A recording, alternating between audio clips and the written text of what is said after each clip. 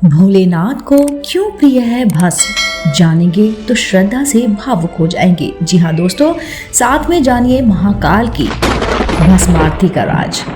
नमस्कार दोस्तों, स्वागत है आप सभी का एक बार फिर से आपके अपने पसंदीदा YouTube चैनल आध्यात्मिक कहानियों में। दोस्तों, जैसा कि मैंने बताया, आज इस वीडियो में हम आपको बताने जा रहे हैं क्यों भोलेनाथ को है प्रिय भस्म।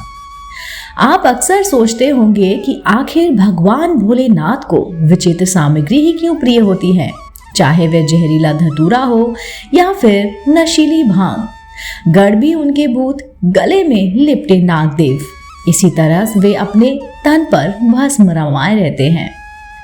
आखिर ऐसा क्यों?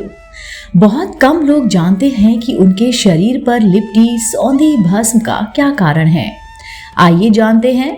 आपको एक पौराणिक कथा बताते हैं जिसमें छुपा है इसका राज।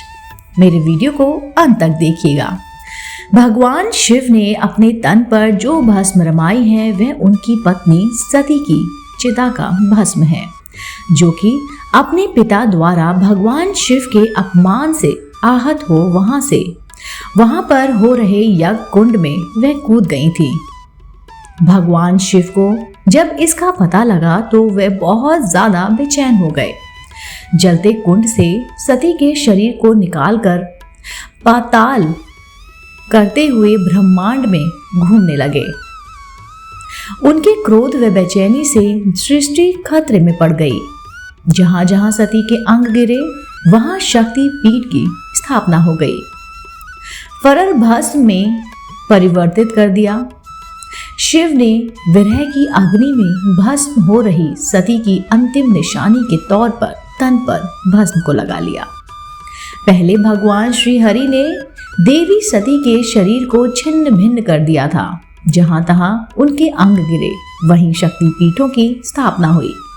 लेकिन पुराणों में भस्म का विवरण भी मिलता है।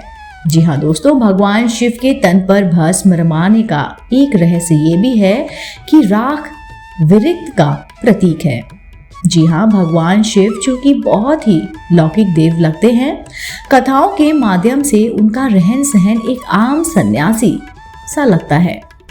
एक ऐसे ऋषि सा जो गृहस्थी का पालन करते हुए मोह माया से विरक्त रहते हैं और संदेश देते हैं कि अंतकाल सब कुछ राखी तो हो जाना है। एक रहस्य ये भी हो सकता है कि चूंकि भगवान शिव को विनाशक भी माना जाता है, ब्रह्मा जहाँ सृष्टि की निर्माण करते हैं तो विष्णु पालन पोषण, लेकिन जब सृष्टि में नकारात्मकता भर जाती है तो भगवान शिव विध्वस्त कर डालते हैं। विध्वस्त यानी कि समाप्ति, और भस्म इसी विध्वस्त की बोलते हैं, और विध्वस्त जो है वो इसी का प्रतीक भी है। शिव हमेशा याद दिलाते रहते हैं कि पाप के रास्ते पर चलना छोड़ दें, अन्यथा अंत में सब राख ही हो जाना है। शिव का शरीर पर भस्म लपेटने का दार्शनिक अर्थ यही है कि यह शरीर जिस पर हम घमंड करते हैं, जिसकी सुविधा और रक्षा के लिए ना जाने क्या क्या करते हैं, एक दिन इसी भस्म के समान हमको हो जाना है। शरीर क्षण भंगुर है और आत्मा अनंत। कई सन्यासी तथा नागा साधु पूरे शरीर पर भस्म लगाते हैं। यह भस्म उनके शरीर की कीटाणुओं से रक्षा करता है और साथ ही साथ सब रोम कूपों को ढककर ठंड और गर्मी से भी राहत दिलाता है। रोम कूपों के ढक जाने से शरीर की गर्मी बाहर नहीं निकल पाती, इससे शीत का एहसास नहीं होता और गर्मी में शरीर की नमी बाहर नहीं होती। इससे गर्मी में रक्षा होती है। मच्छर, खटमल आदि जीव भी भस्म रमे शरीर से दूर रहते हैं, ये हम सभी जानते हैं। उज्जैन स्थिति महाकालेश्वर की भस्म आरती विश्व भर में प्रसिद्ध है। ऐसी मान्यता है कि वर्षों पहले शमशान भस्म से भूत भावन और भगवान महाकाल की भस्म आरती होती थी, लेकिन ये परंपरा खत्म हो चुकी है और अब कंडे की भस्म से आरती श्रृंगार किया जाता है।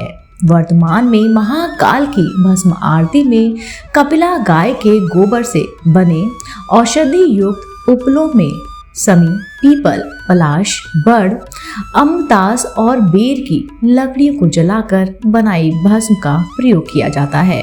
जलते कंडे में जड़ी बूटी और कपूर गूगल की मात्रा इतनी डाली जाती है कि यह भस्म न सिर्फ सेहत की दृष्टि से उपयुक्त होता है बल्कि स्वाद में भी लाजवाब होता है। श्रोत, सामर्थ और लौकिक ऐसे 3 प्रकार की भस्म कही जाती है। ऋतु की विधि से यज्ञ किया हो तो भस्म श्रोता और श्रोत है। समृद्धि की विधि से यज्ञ किया गया हो तो वह समार्थ भस्म है तथा कंडे को जलाकर भस्म तैयार की गई हो तो वह लौकिक भस्म है। जी हाँ दोस्तों, आज इस वीडियो में हमने आपको बताया कि क्यों आखिर भोलेनाथ को भस्म प्रिय है। दोस्तों, अगर आप भी भोलेनाथ के भक्त हैं तो आप मुझे कमेंट करके जरूर उसमें बताइए और उसमें लिखिए ओम नमः शिवाय। दोस्तों, अगर आप मेरे चैनल पर नए हैं और ऐसी धार्मिक पौराणिक कथा सुनने और सुनाने में रोचक हैं तो आप मेरे चैनल आध्यात्मिक कहानियों को तुरंत से लाइक कीजिए, शेयर कीजिए और सब्सक्राइब करना बिल्कुल ना भूलिए। मैं आपको फिर मिलती हूँ जल्द ही इसी चैनल पर नई रोचक कहानी और जानकारी के साथ। आप देख रहे थे आपका अपना पसंदीदा YouTube चैनल आध्यात्मिक कहानियाँ।